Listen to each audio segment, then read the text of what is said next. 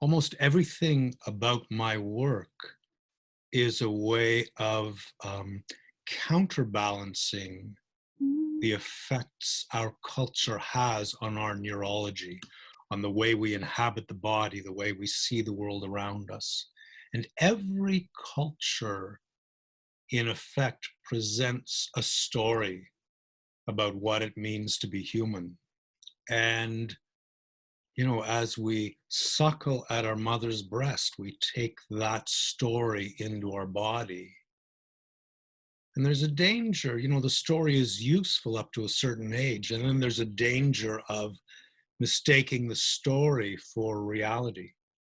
And I think initiation rites that developed in so many cultures were a way of taking the individual, the young 13-year-old, out of the womb of that story of what it means to be human and into a direct encounter with the world where you realize no story can contain reality. It will always leak out. And then you recognize in a unmediated encounter with reality, you realize both the shortcomings of the story and also its value in a different way. Um, our culture and our culture story of what it means to be human has the effect of suppressing our intelligence. And it does that by divorcing our thinking from our being.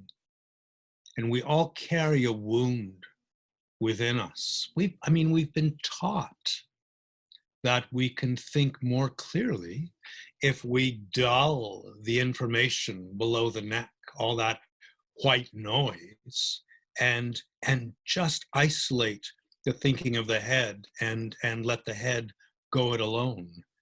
And that's really what the school system is about. The school system takes us at a tender young age and sits us in a chair at a desk. And we are to suppress the body's energy. And that's equivalent to suppressing the body's intelligence. And if you're not successful in suppressing the body's energy, you get in trouble. And on the other hand, you're told to fill your head with the right ideas and the right answers. And if you're successful at that, you're rewarded.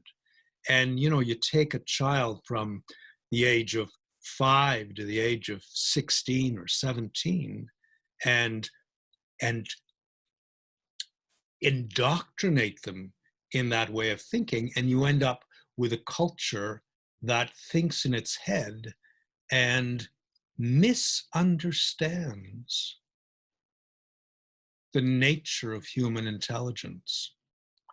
So we're taught to believe that human intelligence is the ability to reason in an abstract fashion. And, they'll measure your IQ with a test. And that's what they're measuring. And then they give you a number and they announce that number is your intelligence. And that ability to reason abstractly, yeah, it's a part of our intelligence. But for me, it's one wavelength on a wide, wide spectrum. And when I search for a word that can name that spectrum, the first word I go to is sensitivity. And I believe that any sensitivity is a form of intelligence. You can have a sensitivity to bird song, to the roll of waves on the ocean, to color, to music, to arithmetic relationship, to legal argument. It doesn't matter. Any sensitivity is a form of intelligence. Now, the nature of a sensitivity is that it's reactive. It's necessarily reactive. If the retina didn't react to light, we wouldn't see. But that reactivity has to be grounded if the information it's accessing, is to become coherent. And I think, there are people in our culture of whom it said, oh, she's too sensitive or he's too sensitive. And I don't buy it. I don't think there's such a thing as too much sensitivity. But I think the more acute the sensitivity is, the more necessary it is to ground that sensitivity. So to me, our intelligence is that combination of grounded sensitivity. And we are very, very, very clever. I don't think there's ever been a culture as clever as we are. But we have lost the ability to live intelligently. We are despoiling the planet on which we live. And it's that quality of grounded sensitivity, if we can come back to that, that will help us forward. But we've got this old allegiance to that segregated intelligence in the head. It goes back thousands of years. And it shows up. I mean, it's in a way, it's almost invisible in our culture. We've so habituated to it. So we take it for granted that every hierarchy in our culture has as its leader the head of that organization, right? And you think, well, there's the church, which is based on faith and love. And wouldn't it be more natural to speak of the leader of the church as the heart of the church? But no, in our culture, that doesn't add up. It's got to be the head, because the head should be in charge. And CEO of a company, in charge of the company, chief executive officer, chief comes from a Latin word that means head. Captain of a football team, captain comes from a Latin word meaning head. Our economic system of capitalism is literally headism. And our capitalistic system gratifies the values of the head. So there is this huge cultural allegiance to the head that began in the Neolithic Revolution. So 6,000 BC or so, it was well underway in Europe. And the Neolithic Revolution is what happened to our culture as we discovered agriculture. And if you think of taking a seed for the first time and you push that seed into the soil and pat it down, you have changed the entire world, because suddenly that little plot of earth belongs to you. It was the undifferentiated bosom of the mother prior to that, but now this is your little piece of land. And the little green shoot growing up beside your seed, it's now a weed, and it has to be killed. And prior to that moment, there was no such thing as a weed. And the little animal coming along, it's now vermin, because it might eat your seed. It might eat the shoot, and it has to be killed. And the tree growing up that's putting your plant into shade, it has to be cut down because your plant needs sun. And you can see how the whole of the world is schismed into a newborn sense of good and bad and right and wrong. And there are several things that happened with the advent of the Neolithic Revolution. There's a whole shift in our allegiance. We left the mother, so our cultures were gathered around the mother prior to that, and we turned our allegiance to the father. We left the earth, and we turned our allegiance to the sky, and our aspirations illustrate that. We left the goddess, and there's a fabulous archaeologist, Gimbutas, who speaks of how the early Neolithic revolutions, early Neolithic civilizations were gathered around the goddess, and we moved our allegiance to the gods. And all of that happened as we left an embodied sense of our intelligence that was centered in the belly. And with that shift in allegiance, our center of awareness rose up and moved into the head. And that's where we are today. And we have internalized that journey in a set of values that tells us up is good and down is bad. So you say to somebody, oh, you're looking up today, and we know what that means. There's no ambiguity. In another culture, you're looking up today might mean you're looking a little disconnected and ungrounded. Are you all right?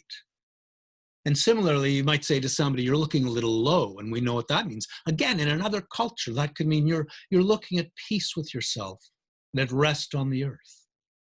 But no, in our culture, we've internalized up is good, down is bad. So earth, that on which we rest, has been demonized. That is where hell is, down. And to ascend, that's where you start to move towards heaven. And we've so internalized that schema of up is good, down is bad. It shapes our neurology. So when we get stressed and pressured, our energy gets higher and higher in the body. And that's following this internalized message that the head will save us. The head will sort it out. Give this over to the head and you'll be all right. And of course, it's disabling. The higher the energy goes in your body, the more anxious you feel, the less grounded you feel, the more you feel separate from the world around you. And that transition from the belly to the head is a transition when our intelligence is centered in the belly, in the pelvic bowl. We are centered in an intelligence that comes into felt relationship with the world. It's an intelligence that understands being. It's where we can consciously be. It's an intelligence that has a genius for integration. It attunes to wholeness. And when we live in the head, it's the opposite. It's an intelligence that gloms onto known relationship. It wants to know everything. And if you know everything, if you look around the room and you know everything that's there, you don't need to feel any of it. You're off the hook. Why would you need to feel it? You know what it is. And so our lives move away from sensitivity to knowledge. The head is where we can consciously think. The head works by exclusion. It categorizes by exclusion. It analyzes by exclusion. It systematizes by exclusion. The intelligence in the pelvic bowl includes. It's holistic. Both are needed. There's no message to say, one is better or one is more important. But there is a distinction that seems significant to me. When I come home to myself, it's to the pelvic bowl that I return. We are trying to make the thinking in the head our home. And the thinking in the head can never come to rest. And so we are never at home when we're in the head. As that drops down into the body and your awareness settles into the pelvic bowl, you come home to your truth. You come home to the present. You come to rest on the earth.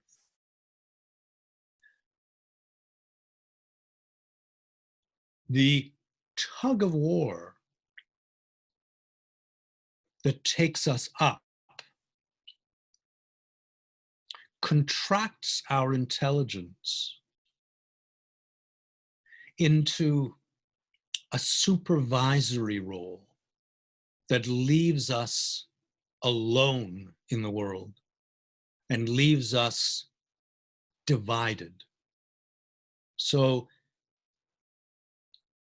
tyranny in the world of myth happens when the male element within us turns away from the female and demeans the female and wants to go it alone. So when that, and I really feel the intelligence in my head as the male pole of my consciousness.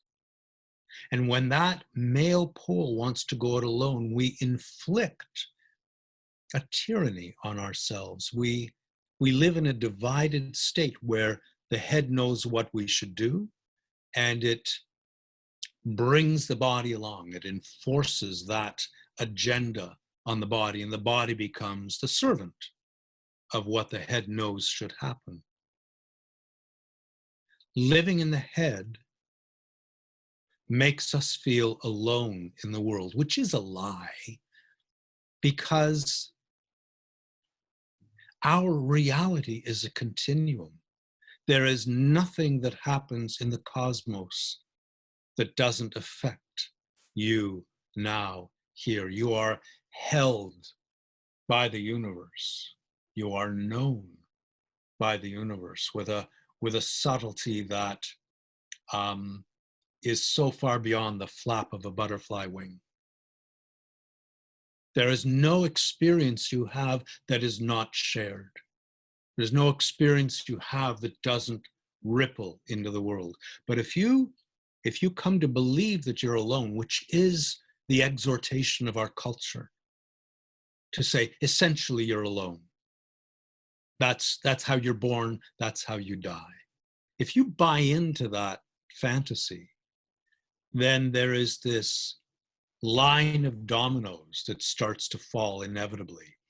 If you experience yourself as being alone, then you come to understand that your experience is strictly private. So there's this lived experience that is just yours, that is not shared. And as soon as you accept that your experience is strictly private, your number one job in life becomes to supervise that experience, to get it right, to make it win, to make it a success. So now you're in a divided state that is by its nature self-conscious. Part of you is conscious of the other part of you. You're living in division. And then the primary relationship that you have in all the world is the relationship between the divided parts of yourself. And that's the relationship you spend your life negotiating. And meanwhile, there's the whole world, there's the whole of the present to come into relationship with. But it's as though you've taken the spotlight of your attention and you've turned it off the world and onto yourself, and you've cast the world in darkness. And we live in that state of judgment and self-supervision and self-consciousness. And it is a disabling state, and it is injurious to our true intelligence, to our grounded sensitivity. So embodiment, for me, first of all, it recognizes the body and its true intelligence with the metaphor of a bell or a resonator. And I'm wondering if I will demonstrate, because I've got a little model.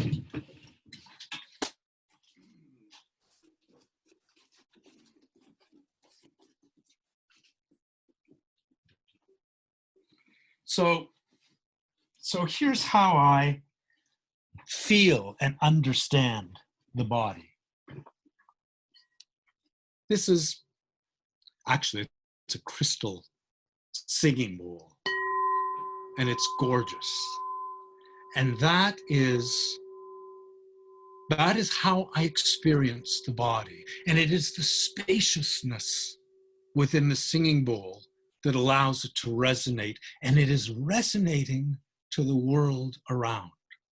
Now, what happens in our culture is we stuff the body full of tensions, and we compartmentalize its energy, and we divide it against itself, and we consolidate it.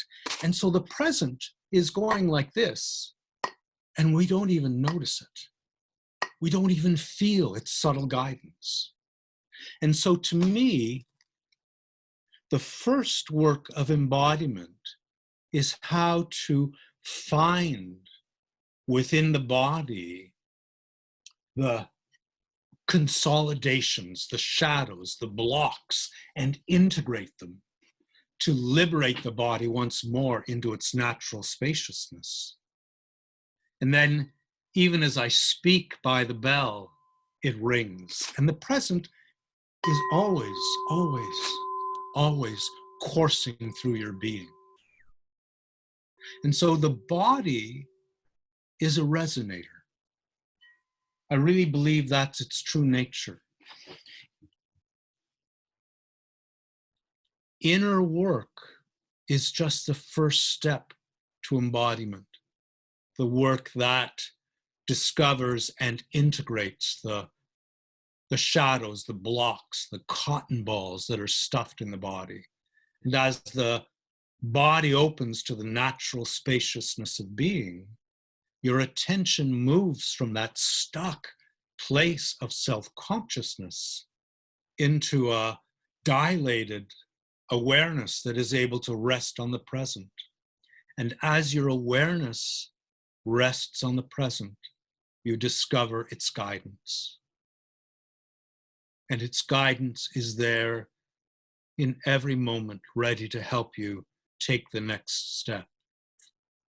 And if you cannot feel the present, and when I talk about feeling the present, I'm not talking about noticing its particulars, because there's a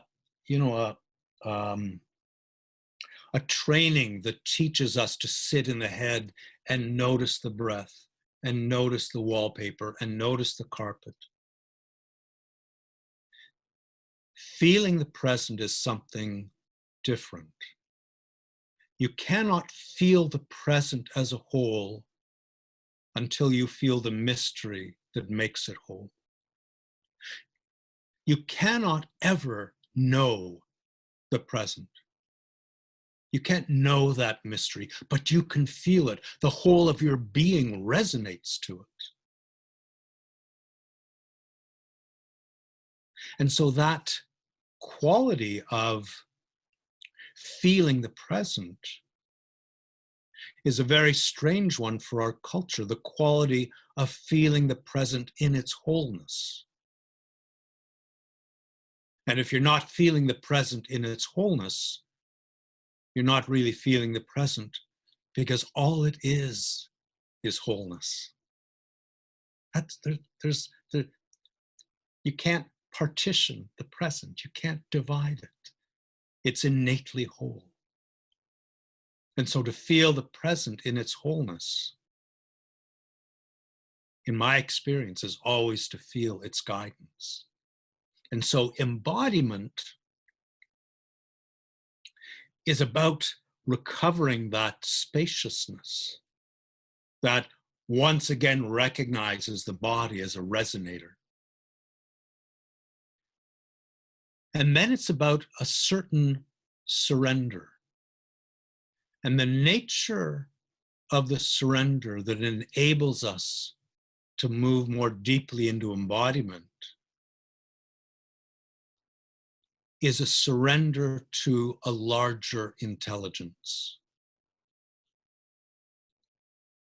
The body processes 1 billion times more information than we can be consciously aware of. And we've put that 1 billionth in charge of the billion. So the surrender to the body is a surrender to what the body feels and knows in ways that do not lend themselves to language or analysis. So you're surrendering to a larger intelligence in that regard. But more than that, what the body most deeply understands is that it belongs to the world. And it attunes to the world. The world, with every breath, the world is becoming the body and the body is becoming the world. I mean, you take a breath into your body and you're taking into your body the exhalations of forests, and they are becoming you. And then you breathe out in exchange a gift of carbon dioxide that in time will likely become wood in living trees. The world is always turning into me as I am turning into the world. And that exchange illuminates the essential fluidity of being and the fluidity of the body itself. We are 65% water. And to consolidate the body, to turn it into a fixed thing, is again to trounce on its intelligence, to diminish its intelligence. There's a culture in Africa, the Anglo-Ewe, and they have a very different experience of senses than we have. And they have a very different sense of embodiment. And anthropologists have described their sense of selfhood in different ways. One anthropologist noted that they have a radical indeterminacy of the self. A radical indeterminacy of the self. I mean, that sounds like a living nightmare to us. But I think the germ of it is that you know yourself through relationship. You discover who you are as you feel the world around you. You don't discover who you are in a silo. It's as you come into felt relationship with a tree that you are illuminated in a special way and you discover who you are. You come into felt relationship with a bug crawling on the ground and you're illuminated in a special way.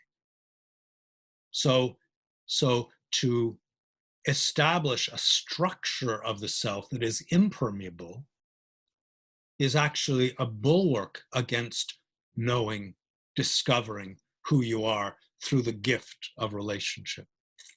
Another phrase that's used for the Anglo-Ewe, they speak of the porosity of the self, where they are porous to the world. And in that porosity, they don't lose themselves, they find themselves.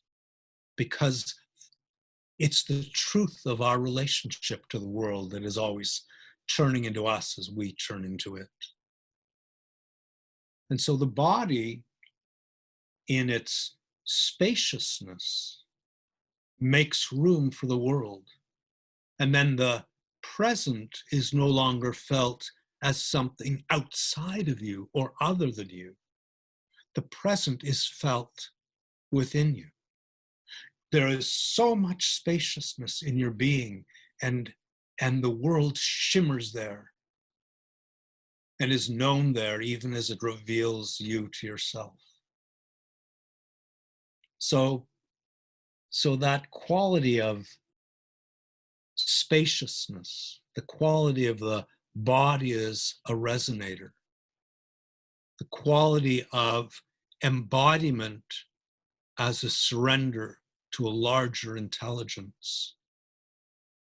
All of those lead to that quality of grounded sensitivity. And it's that quality of grounded sensitivity that we need as a society to put our cravings and our driven frenzy to rest, so that suddenly we discover once again what the word enough means, because we've obliterated enough. What's enough money? There's no number. There's never enough. What's enough knowledge? What's enough technology? We've obliterated enough, and we are driven. And in our driven state, we've accepted systemically as a collective that success, economic success, depends on turning the world around us into garbage as quickly as we can. That is what promotes the gross domestic product. So that when we are doing well economically, the world is suffering. And when we slow down economically, which we consider to be a disaster, the world revives. And I'm thinking of the dolphins in the canals in Venice, and the goats through the village in Wales, and the caribou through downtown Banff, Alberta. And all these creatures are potentially guides for us back to our true intelligence, back to our bodies, back to our place on this earth. So I think I could leave it there. I'd love to talk people, in the context of that. I'd love to talk people through a little meditation. And it's a practice that draws our attention away from idea and onto an experience of the body's energy. And when I speak of the body's energy, I'm not speaking of anything mystical or grand.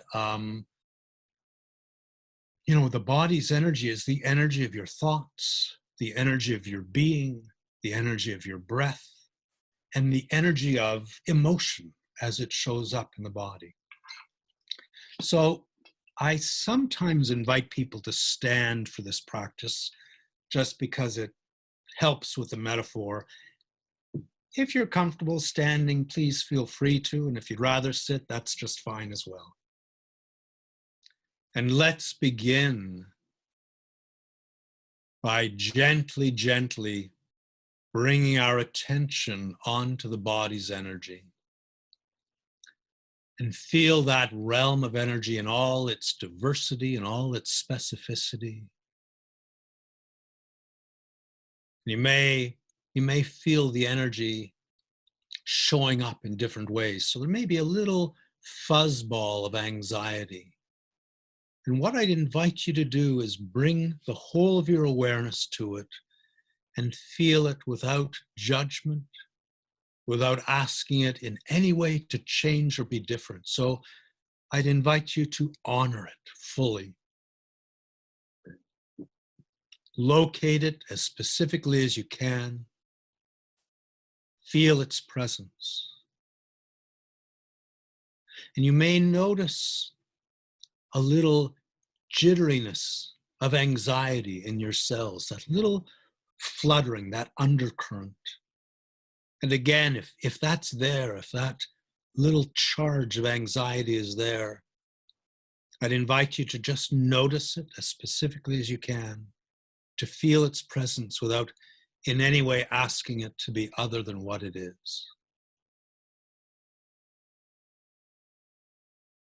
And I'd invite you to notice the energy of your legs, that connection to the earth, and how that shows up in this moment.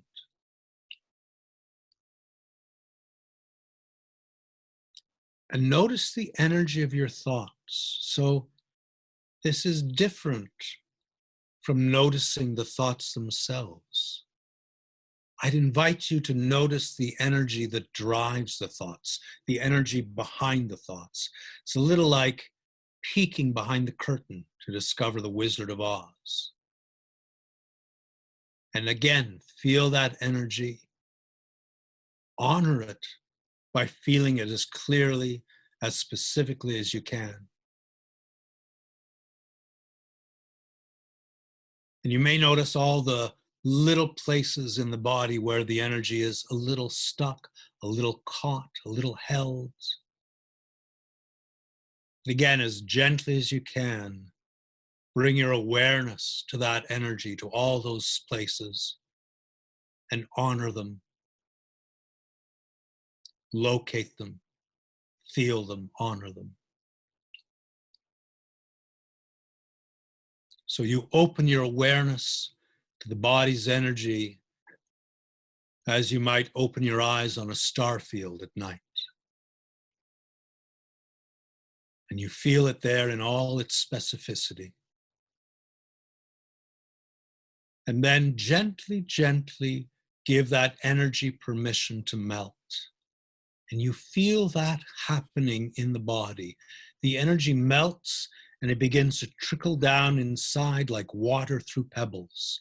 And you feel it trickling down through the head, down through the torso, down through the legs. It's a cascade descending, melting and trickling down. And you feel the first trickle arrive on the soles of your feet. And it pools there inside the feet.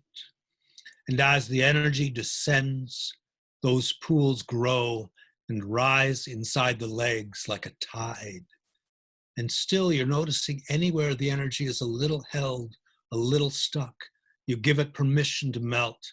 You feel it give in to that warmth and descend like water through trickles.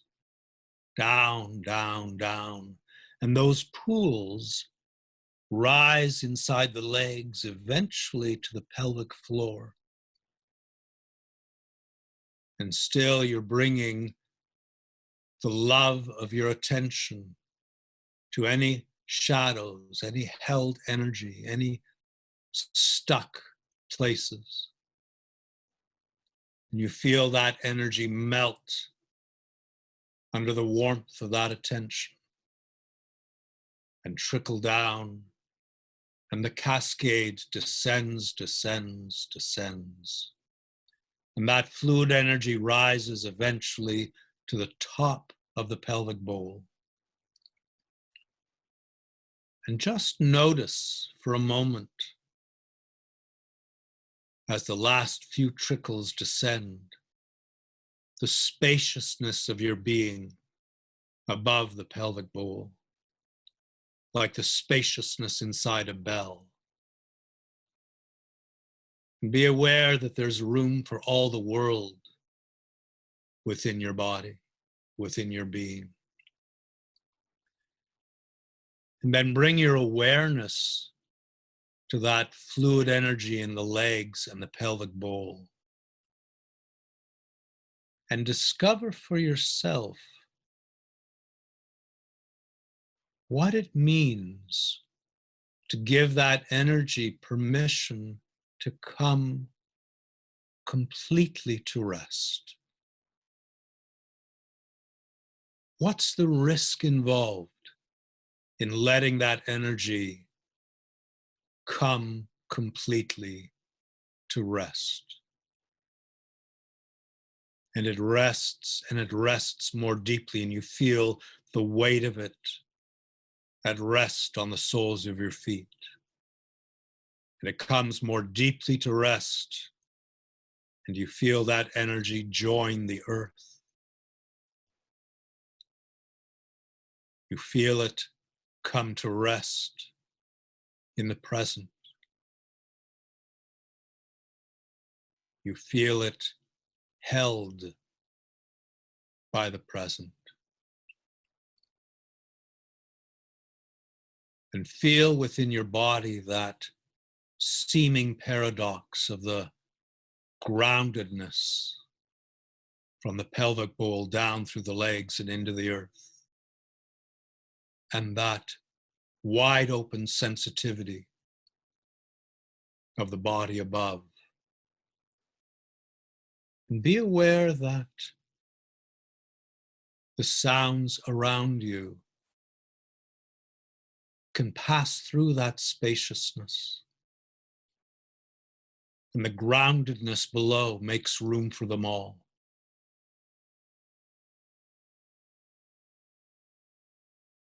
And be aware that if you allow your attention to gently dilate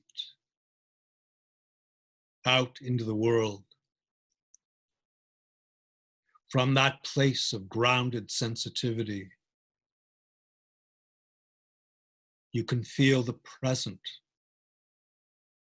in its wholeness,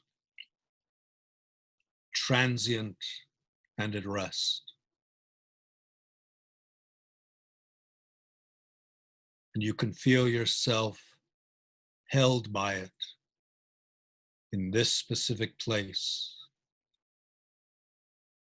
in this specific moment, at rest and wide open.